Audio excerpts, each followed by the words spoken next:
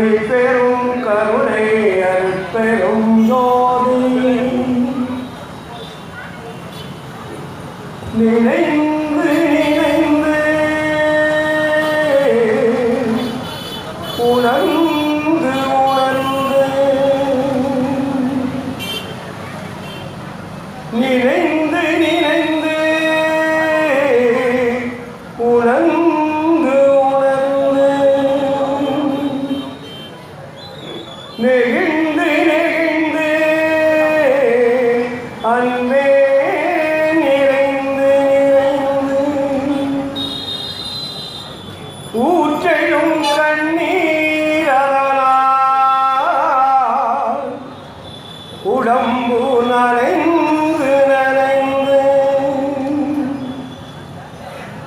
அருள்ளமுதே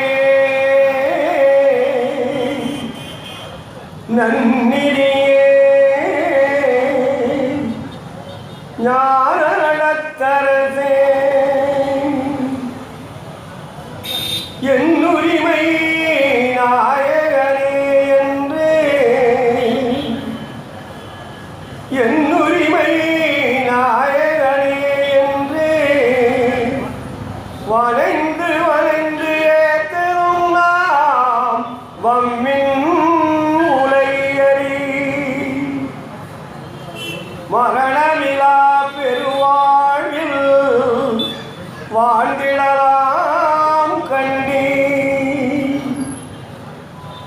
புனைந்துரையே பொய் புகழே சத்தியம் சொல்கின்றேன் பொச்சவையில் சிற்றவையில் புகும் தருணம் இதுவே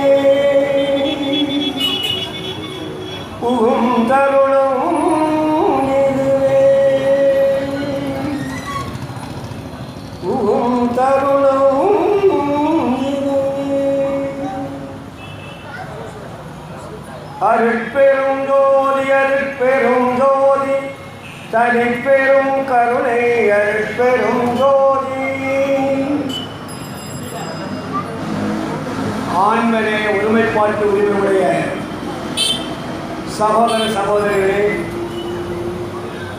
ஒரு அனைவருக்கும் மகிழ்ச்சி கலந்த வணக்கத்தையும் வாழ்த்துக்களையும் தெரிவித்துக் கொள்கிறேன்.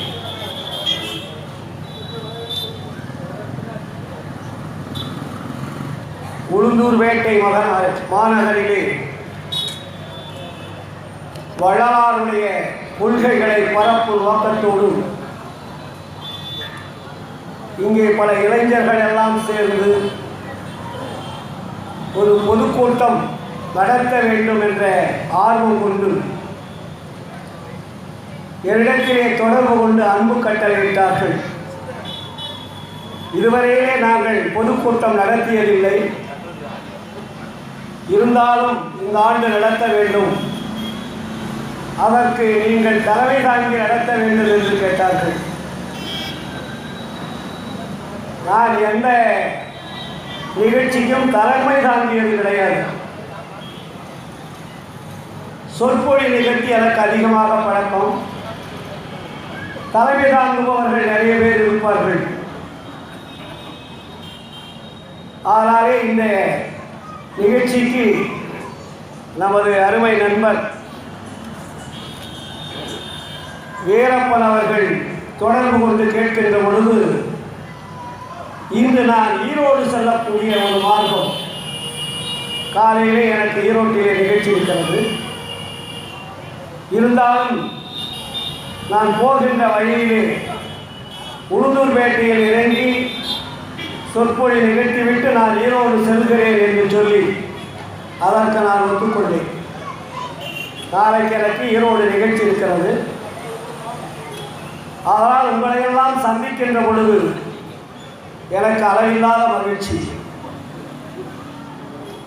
ஏனென்றால் உலகமெல்லாம் போற்றி ஒளி வடிவனாகி இலக அருள் செய்தான் இசந்து திலகன நானே சன்மார்கள் நடத்துகிறேன் நண்பெருமான் தானே எனக்கு தனித்து என்று சொல்லுவார் வள்ளலார். உலகமெல்லாம் போற்றக்கூடிய ஒப்பற்ற தலைவராகிய அருட்பெருஞ்சோதி ஆண்டவர் இந்த உலக மக்கள் இதுவரையும் யாரையும் தெரிந்து கொள்வாரில்லை. வள்ளலாருக்கு முன்னாடி ஒப்பற்ற தலைவன் இருக்கிறார். அவர் உண்மை தலைவனாக இருக்கிறார். பல கோடி அண்டங்களை ஈட்டிக் கொண்டிருக்கிறார். பல கோடி உலகங்களை ஈட்டிக் கொண்டிருக்கிறார். உயிர்களை எல்லாம் படைத்து காத்து வளர்த்து பக்குவம் அறிவித்து விளக்கம் செய்வித்து ஐந்தெழில்களையும் செய்யக்கூடிய வல்லவ படைத்தவர் இருக்கிறார் என்பது 1874க்கு முன்னாடி யாருக்கும் தெரியாது. ஏனெல்லாம் நாமெல்லாம் நாடுகளுக்கு தகுந்தால் போல கர்த்தாக்களை வைத்துக் கொண்டிருக்கிறோம். இந்தியாவில் பார்த்தீங்கன்னா மும்மூர்த்திகள் என்று சொல்லுவார்கள். இந்து சமயத்தில் படைத்தல், காத்தல், அழித்தல் என்ற தெய்வங்கள். வெளிநாடுகளை போனீர்களானால் ஒவ்வொரு மதமும் ஒவ்வொரு கடவுளை சொல்லிக் கொண்டிருக்கும். இவர்களெல்லாம் உண்மையான கடவுளா என்று பார்க்கின்ற பொழுது வள்ளல் பெருமான் வந்துதான் சொன்னார், எல்லாமே தத்துவங்கள், உண்மையான கடவுள் அல்ல. ஏனென்றால் ஒரு மனிதன் கடவுளை தோற்றுவிக்கக்கூடிய சக்தி இருக்கிறதா என்றால் இல்லை. நான் தான் கடவுள் என்று எந்த கடவுளாவது வந்து சொல்லி என்னை தோற்றுவீங்கள் என்று சொல்லி இருக்கிறதா என்றால் இல்லை. இன்று உலகம் முழுவதும் நமக்கு வழிகாட்டக்கூடிய நூல்கள் என்று பார்த்தால் வேதங்கள், ஆகமங்கள், புராணங்கள், இதிகாசங்கள். இதுதான் நமக்கு ஆன்மீகத்திற்கு வழிகாட்டிய நூல்கள். அதற்கு நேரே சென்றமானால் 6 அந்தங்களை பற்றி சொல்லுகிறது. சித்தாந்தம், வேதாந்தம், கலாந்தம், யோகாந்தம், நாளாந்தம், போதாந்தம் என்று இப்படி 6 அந்தங்களை சொல்லுகின்ற பொழுது அந்தங்கள் எங்கே இருக்கிறது என்று கேட்டால் பதில் சொல்ல தெரியாது. அந்தங்கள் எங்கே சார் இருக்கிறது கேட்டால் பதில் சொல்ல தெரியாது. தெய்வங்கள் எங்கே இருக்கிறது கேட்டால் பதில் சொல்ல தெரியாது. ஒருவன் சூரியனை தெய்வம் என்பான், ஒருவன் நட்சத்திரங்களை தெய்வம் என்பான், ஒருவன் மண்ணை தெய்வம் என்பான், ஒருவன் நீரை தெய்வம் என்பான், ஒருவன் காற்றை தெய்வம் என்றான், ஒருவன் ஆகாயத்தை தெய்வம் என்றான், மற்றவர்கள் எல்லாம் கிரகங்களை தெய்வம் என்பார்கள். இது எல்லாம் பார்த்தோமானால் இதெல்லாம் மெட்டீரியல், தத்துவங்கள். இதெல்லாம் கடவுள்கள் அல்ல, கடவுளால் படைக்கப்பட்டவை. கடவுளை விட்டு கடவுளால் படைக்கப்பட்ட பொருள்களை கடவுள் என்று சொல்லிக் கொண்டிருந்தது இந்த உலகம். இதையெல்லாம் பார்த்துதான் வள்ளல் பெருமான் 1823 இறைவனால் வருவிக்க உற்று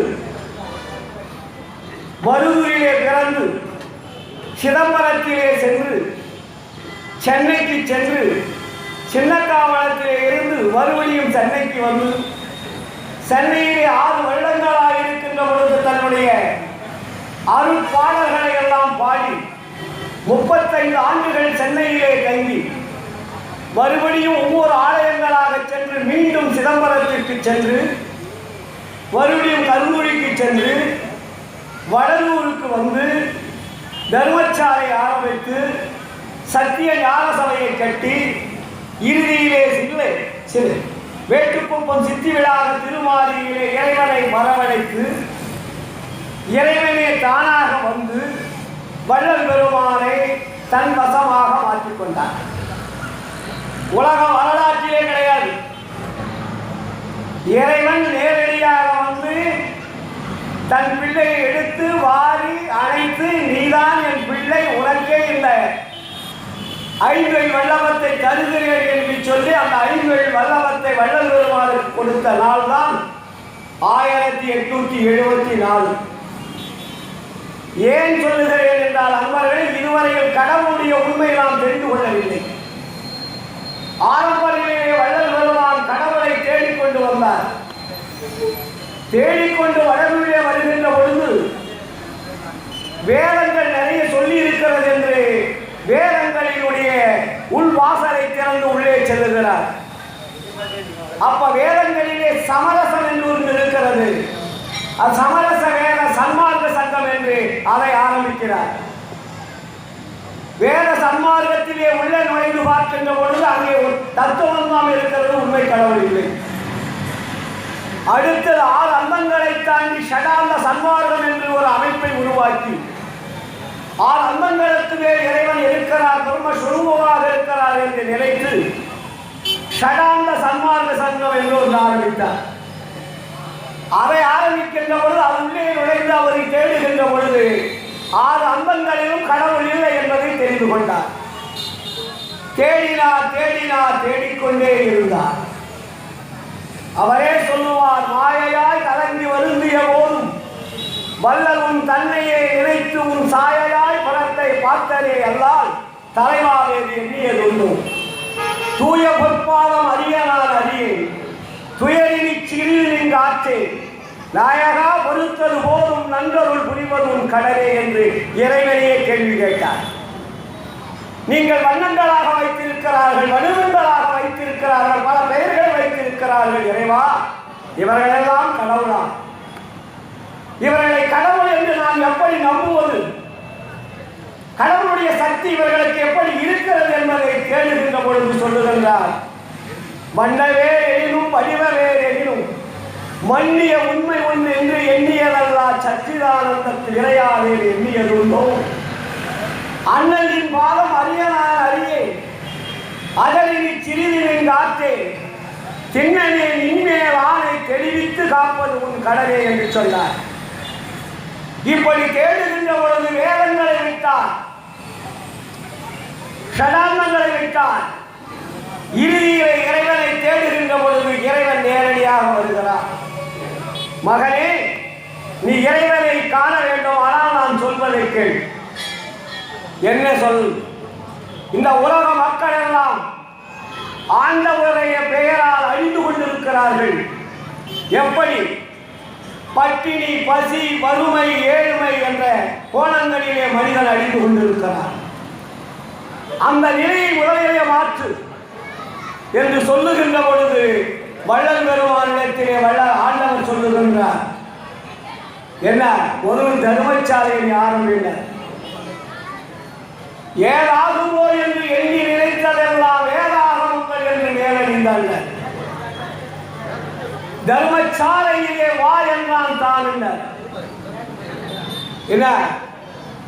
நீ தர்மசாலை வழியா முதல் வா, உனக்கு நான் உருவத்தை காட்டுறேன்னு சொல்றாரு. அவரா 1867 வைகாசி 11. அதற்கு முன்னாடி ஒரு வருடத்திற்கு முன்னாடி வடலூர் பெருமக்கள் இடத்திலே எங்கே தர்மசாலை ஆரம்பிப்பது என்று தேடிக்கொண்டிருக்கின்ற பொழுது வடலிலே உள்ள 80 ஆடி நிலத்தை ஒரு சுற்றி வர வந்துவிட்ட பிறகு வள்ளல் பெருமான் ஏன் இங்கே சுற்றுகிறார் என்று ஊர் மக்கள் கேட்கிறார்கள். என்ன சாமி வேண்டும், ஏன் இந்த இடத்தை சுற்றி வருகிறீர்கள்? ஒன்றுமில்லை, இந்த இடம் தேவைப்படுகிறது என்று சொன்னார். அவர்களெல்லாம் பாமர மக்கள், ஏழு நிலையிலே வாழ்ந்து கொண்டிருக்கிறார்கள்.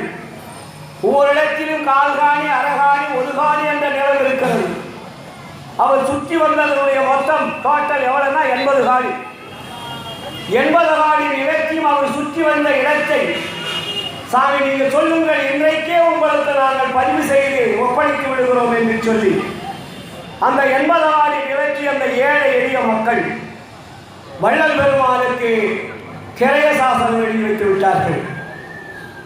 6 மாதம் கழித்து அந்த இடத்தை தன் கைவசமாக வைத்துக் கொண்டு அங்கே முதலாக தர்மசாலை ஆரம்பிக்கின்றார்.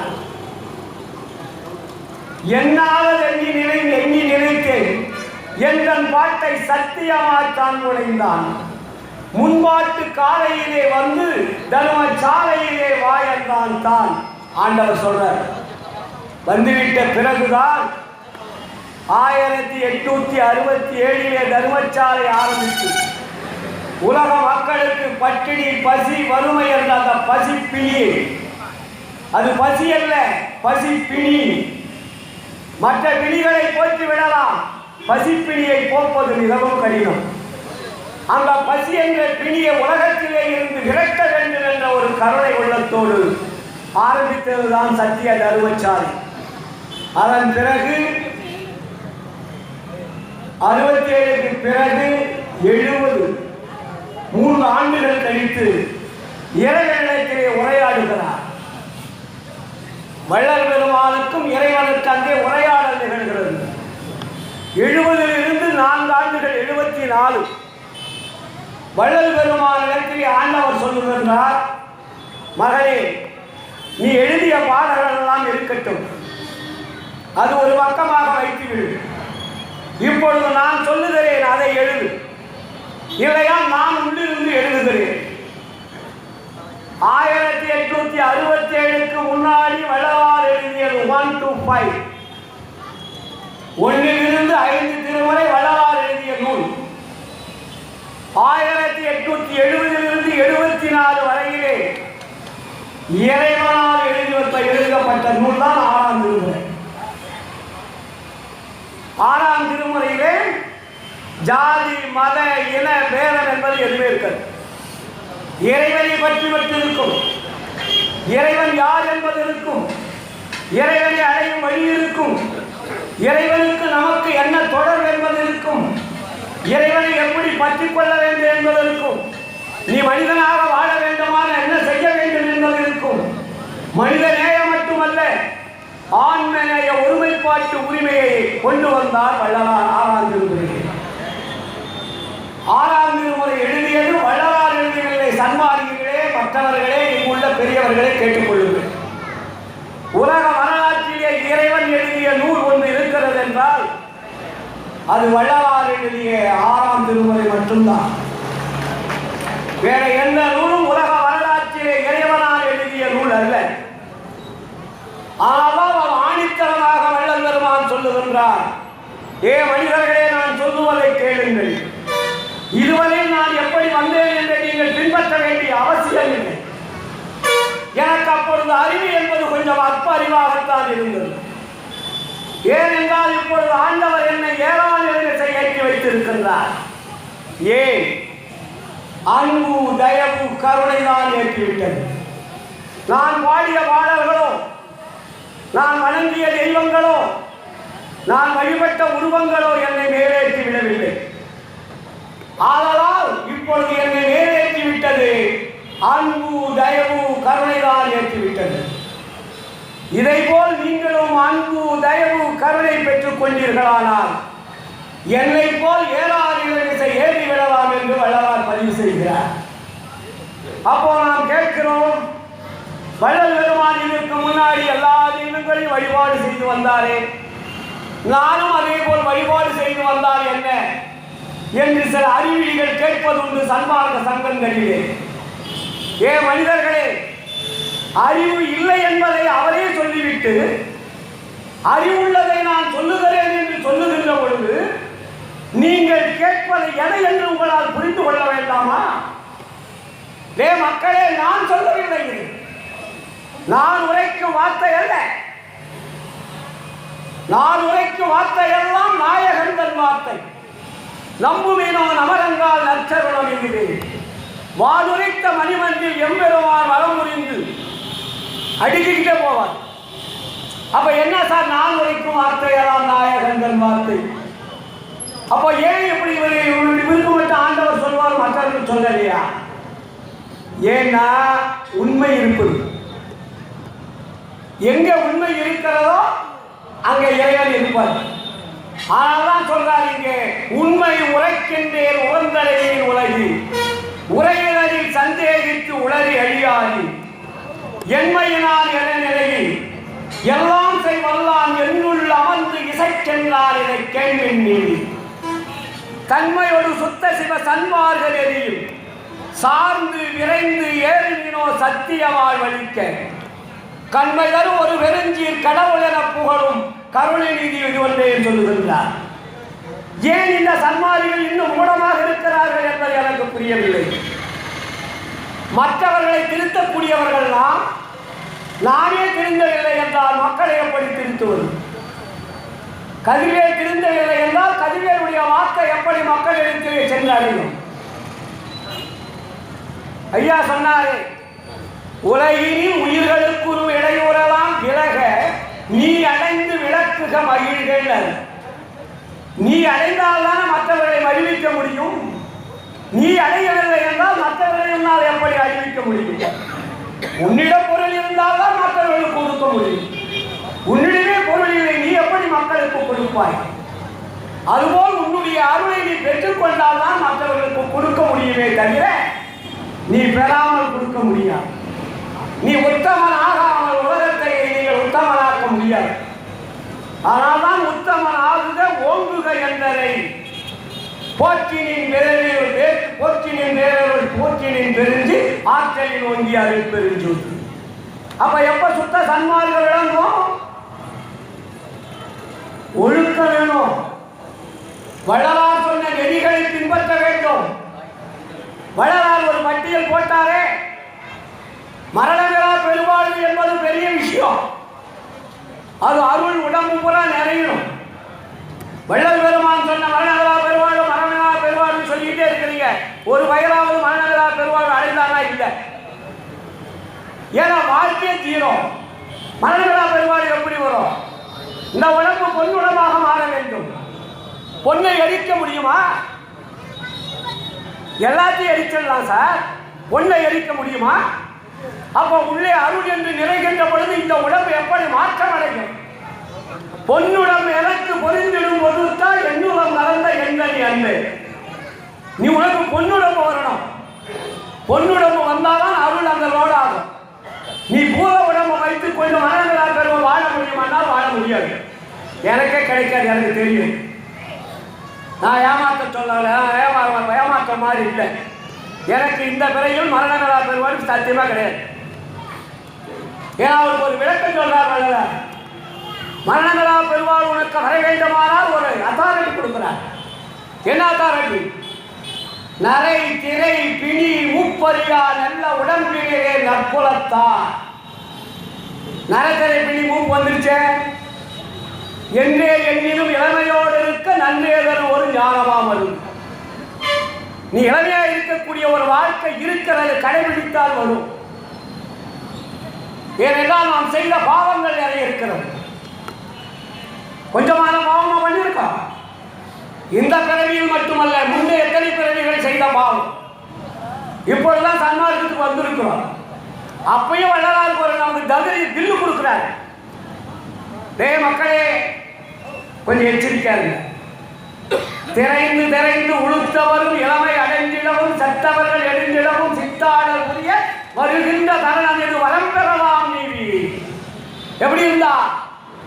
கரைந்து கரைந்து உலமுருகி கண்களில் நீர் பெருகி கருணை நட கடவுளை உட்கருவினோ கழித்து முடியுமா? ஒரு கடவுள் என்பதை உணர முடியாத நீங்கள் மரணங்களா பெருவாழ்வுக்கு மழை கட்டுகிறீர்கள். நிற்குமா? எந்த சன்மாதியாவது வீட்டிலே ஒரு ஜோதி தவிர வேற பழங்கள் இல்லை என்று சொல்லுங்கள். எல்லோரும் கதம்பமாக வாழ்ந்து கொண்டிருக்கிறீர்கள். கதம்பம் எப்படி ஒரு பூவுல பல வண்ணங்கள் இருக்கிறது, அதுபோல ஒவ்வொரு வீட்டிலும் சன்மார்க்க வீடுகளிலே நான் செல்லுகின்ற பொழுது பார்க்கிறேன். கதம்பங்களாக கடவுள் இருக்கிறார். வண்ண வண்ண கலரிலே கடவுள் இருக்கிறார். எல்லாரும் பிரேயர் போட்டு செவுத்தில் தொங்க வச்சுட்டு இருக்கிறாங்க. வள்ளலாருக்கு அதே மாதிரி கொண்டாந்து வச்சுட்டீங்க. வள்ளலாறு என் உருவமே வேண்டாம்னு சொன்னார். ஏனென்றால் உண்மையான கடவுளை விட்டு விட்டு என்னை கடவுள் என்று தொட ஆரம்பித்து விடுவீர்கள். உங்களுடைய அறிவு எவ்வளவு மட்டமானது என்பது எனக்கு தெரியும் என்று நினைத்தார் வள்ளலார். ஆனால் தன்னுடைய கரங்களிலே கொண்டு வந்து வள்ளலார் உழைத்தை பழத்தை கொடுக்கின்ற பொழுது கீழே கொண்டு உழைத்தார். சன்மார்க்க சங்கத்திற்கு ஒரு சவால் விட்டு ஒரு பாடலை பாடினார் வள்ளலார். ஏ சன்மார்க்க சங்கத்தி, தயவு செய்து கேளுங்கள். சன்மார்க்க சங்கத்தி, தயவு செய்து கேளுங்கள். என் மார்க்கத்தில் என்னை உமக்குள் ஒருவன் என கொள்வி, எல்லாம் செய்வல்ல நமது இறைவனையே தொழுவி, புன்மார்க்கத்தவர் போல வேறு சில புகன்றே புன்னிமய கிடையாது, பூரண மெய்ச்சுகமாய் தன்மார்க்கமாய் விளங்கும் சுத்த சிவம் ஒன்றே, தன்னாரை என்னாரை சார்ந்தறிவினேன். கேட்டமா? வள்ளலாருக்கு நீங்கள் எல்லாமே பண்ணிட்டு இருக்கிறீங்க. முருகனுக்கு, விநாயகருக்கு, ஆதிபராசக்திக்கு, இன்னும் மற்ற தெய்வங்களுக்கு என்னென்ன படையல் பண்ணுறீங்களோ அத்தனையும் வள்ளலார் வச்சு படையல் பண்ணி இருக்கிறீங்க.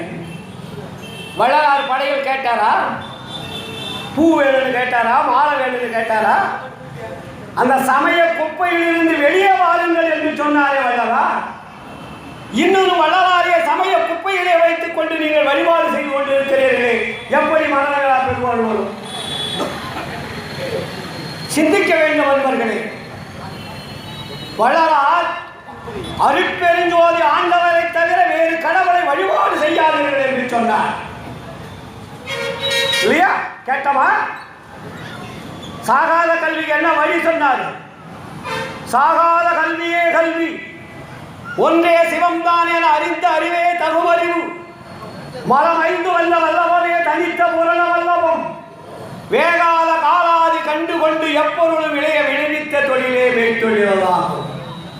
இந்நான்கையும் ஒருங்கே வியந்து அடைந்து மா காதலுற எல்லாம் வல்ல சித்தாகி நிறைவான வரவே என்பவா, மண்ணுவிது நீ பெற்ற சுத்த சன்மார்க்கத்தின் மரவென்று உரைத்த குருவே, நீருற்ற ஒள்ளிய நெருப்பே நெருப்பினுள் நிறைந்து இருளகற்று ஒளியே. அருட்பெருஞ்சோதி ஆண்டவர் என்பது நீங்கள் என்ன சாதாரணமாக நினைச்சிருக்கீங்களா? ஒரு உருவத்தை வச்சு வழிபாடு பண்றதுன்னா அவர் கேவலமாக நினைக்கலையே. வள்ளலார் இதெல்லாம் குப்பன்னு சொன்னாலே, கொள்ளை விலை கூட்டுறவால் கூட்டியவள் கூட்டமும் அக்கூட்டத்தை கூவுகின்ற கலையும் கள்ளமுறு காட்சிகளும் காட்சி தரும் கடவுளரும் எல்லாம் பிள்ளை விளையாட்டை என்று சொன்னார். அப்போ ஜாதி சமய மதங்கள் வேண்டாம் என்று சொல்லுகிறீர்கள். ஜாதி சமய மதங்களைப் போல நீங்கள் கடவுளை வைத்து வழிபாடு செய்யலாமா? அது என்ன? எல்லா உயிர்களும் இன்புற்று வாழ்கன்னு வள்ளலார் சொன்னார். நீங்க எல்லா உயிர் கோயில் மேல கோயில் சாமி என்ற பெயர் வைத்து கொலை செய்து கொண்டிருக்கிறீர்கள், படையில் வைத்துக் கொண்டீர்கள். இறைவனால் படைக்கப்பட்ட உயிர் எல்லாருக்கும் பொதுவல்லவா? சமம் அல்லவா? வேறு இருக்குமாறுவே. இதைத்தானே வள்ளலார் சொன்னார். கடவுளை தெரிந்து கொள்ளக்கூடிய அறிவு உனக்கு இருக்கிறது என்றால் நீ எப்படி வாழ வேண்டும், எப்படி வாழ்ந்தால் கடவுளை உன்னால் அறிந்து கொள்ள முடியும் என்று அழகான ஒரு பாடலை பதிவு செய்தார் வள்ளலார். எப்படி? எத்துணை வேதம் உறார் எவ்வுயிரும் தம்முயிர் போல் எண்ணி உள்ளே ஒத்து உரிமை உடையவராய் ஒக்கின்றார் யாவர், அவருளம்தான் சுத்த சித்துருவாய் எம்பெருமான் நடம்புரியும் இடம் என நான் தெரிந்தேன். கடவுள் எங்கே இருக்கிறார் தெரிஞ்சாரு. எல்லா உயிர்களும் ஒன்றென்று நினைக்கக்கூடிய உணர்வுள்ளவன் அறிவுள்ளவன் எவனோ அவன் மட்டும்தான் கடவுளை காண முடிகிறார். அது என்ன சாதாரண மனிதர்களா, மிருகங்களா? எல்லா உயிர்களும் இறைவனால் படைக்கப்பட்ட உயிருள்ள ஜீவன்கள் எதுவாக இருந்தாலும் எத்துணை நேரம் வராது. எவ்வுயிர்னு போட்டார். உயிரை பிரிக்கிறாங்க. எல்லா ஜீவர்களிலும் உயிர் இருக்கிறது என்று பொருள். ஆனால் எத்துணையும் வேதம் உறாது எவ்வுயிரும் தம்முயிர் போல் எண்ணி உள்ளே ஒத்து உரிமை உடையவராய் நோக்கின்றார் யாவர், அவர்களும் தான் சுத்த சித்துருவாய் எம்பெருமான் நடமுறியும் இடமென நான் தெரிந்தேன். அந்த வித்தகதம் அடிக்கேவல் புரிந்திட என் சிந்தை மிக விளைந்ததானே. அவன் தாண்டா கடவுள், அவனை விளக்க அவன் கால நான் விழுங்க. இதுதான் சன்மார்க்க வாழக்கூடிய வாழ்க்கை. சன்மார்களுக்கு எது தேவை? எல்லா உயிர்களிடத்திலும் அன்பு தேவை. தயவுடையோர் எல்லோரும் சன்மார்க்க சங்கத்தை சார்ந்தவர். நீங்கள் எல்லாம் இப்ப சார்ந்து இருக்கிறீங்க. எப்படி இருந்தா? தயவு இருக்கணும். தயவுன்னா என்ன? மற்ற உயிர்களுக்கு துன்பம் செய்யாமல் உபகாரம் செய்வதற்கு பேரு தயவு. மற்ற உயிர்கள் எதுவாக இருந்தாலும் அந்த உயிர்களுக்கு துன்பம் செய்யாமல், அந்த துன்பம் வருகின்ற பொழுது பார்த்து அந்த துன்பத்தை துடைக்கக்கூடிய வல்லவம் யார்கிட்ட இருக்கிறதோ அதற்கு பேர் தான் தயவு.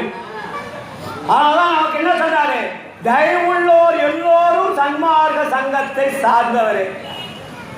அப்ப அருள் எப்ப வரும்? இறைவனிடத்திலே தொடர்பு கொண்டால் அறிவு வரும், அருள் வரும்.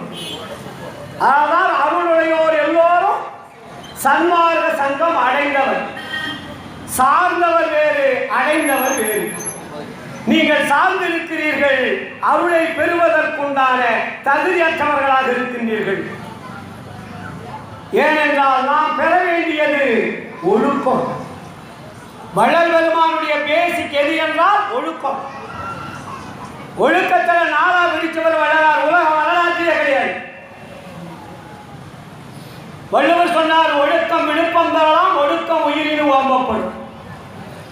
என்ன ஒழுக்கம் சொல்லல, வள்ளலார் சொல்லுகின்றார், ஒழுக்கம் என்பது 4 வகை. இந்த உடம்பை நானாக பிரித்தார்.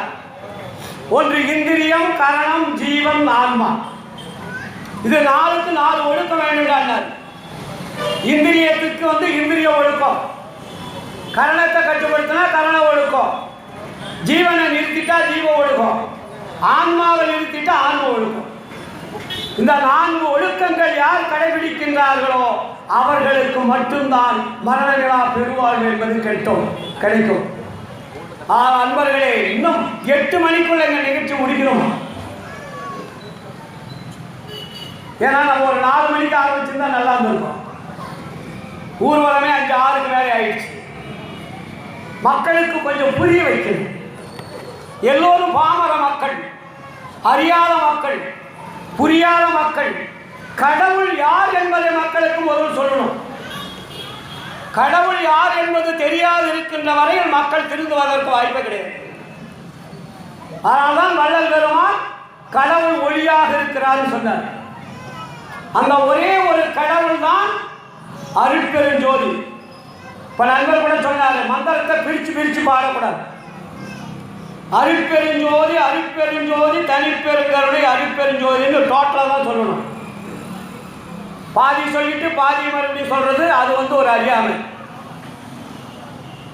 அப்படி சொல்லாதீங்க நண்பர். இனிமேல் அருட்பெருஞ்சோதி, அருட்பெருஞ்சோதி, தனிப்பெருங்கருணை, அருட்பெருஞ்சோதின்றது ஒரே லைன்ல சொல்லிடணும். பிரித்து பேசக்கூடாது, பிரித்து பாடக்கூடாது. ஏன்னா வள்ளலாருடைய வாக்கம் கூட. அதனால் அன்பர்களே, நிறைய பேசலாம், நேரங்கள் பொன் போன்றது. இன்னும் அன்பர்கள் எல்லாம் பேச வேண்டியது இருக்கிறது. நான் பேசுகிறேன், நான் எத்தனை நாளைக்கு வேணாலும் பேசிக்கிட்டே இருப்பேன். இருந்தாலும் காலத்தை கருதி, நேரத்தை கருதி இந்த உளுந்தூர்பேட்டை மக்களுக்கு அருட்பெருஞ்சோதி ஆண்டவர் நீண்ட ஆயுள், நிறைந்த செல்வம், அழியா புகழ் கொடுத்து எல்லோரும் மகிழ்ச்சியுடன் வாழ்வாங்க வாழ வேண்டும் என்று கூறி, எல்லாம் வல்ல அருட்பெருஞ்சோதி ஆண்டவர் உங்களுக்கெல்லாம் மறைமுகமாக அருகிலிருந்து அருளையும் பொருளையும் வழங்கி வாழ வைப்பார். உங்கள் இல்லங்களிலே ஒளியைப்பார். ஒளியை வையுங்கள், ஒளிச்சுடர் அந்த வீட்டிலே எரியட்டும். எல்லா வீடுகளிலும் அருட்பெருஞ்சோதி மகாமந்திரம் ஒலிக்கட்டும். மகாமந்திரம் ஒலிக்கின்ற வீடு மகிழ்ச்சியான வீடாக இருக்கும். உலகத்தில் எத்தனையோ மந்திரங்கள் இருந்தது. அந்த மந்திரங்கள் எல்லாம் பொய் மந்திரங்கள். இது ஒன்றுதான் உயிருள்ள மந்திரம், உயிர் காப்பாற்றக்கூடிய மந்திரம். அதனால்தான் அதற்கு இறைவனால் எடுத்துக் கொடுக்கப்பட்ட மகா வாக்கியம் சொன்னார். வேதங்கள் சொல்லியதல்ல, ஆகமங்கள் சொல்லியதல்ல, சித்தாந்த, வேதாந்த, கலாந்த, யோகாந்த, நாதாந்தம் சொல்லியதல்ல. இது எல்லாம் வல்ல அருட்பெருஞ்சோதி ஆண்டவரை எடுத்துக் கொடுக்கப்பட்ட மகா வாக்கியம். அந்த மகா வாக்கியத்தை நீங்கள் எல்லோரும் இன்றிலிருந்து எந்த துன்பங்கள், துயரங்கள், இடர்கள் வீட்டிலே வந்தாலும் அந்த மகாமந்திரத்தை உங்களுக்கு எவ்வளவு நேரம் சொல்ல முடியுமோ அவ்வளவு நேரம் சொல்லி பாருங்கள். உங்களுக்கு அடுத்த குறிப்பிட்ட நேரத்திலே அந்த வினைகளெல்லாம் நீங்கி மகிழ்ச்சியுடன் வாழ்வீர்கள் என்று கூறிக்கொண்டு இந்த வாய்ப்பளித்த அத்தனை அன்புள்ளங்களுக்கும் நன்றி கூறி விடைபெறுகிறேன். நன்றி, வணக்கம், வாழ்த்துக்கள். அருட்பெருஞ்சோதி, அருட்பெருஞ்சோதி, தனிப்பெரும் கருணை, அருட்பெருஞ்சோதி.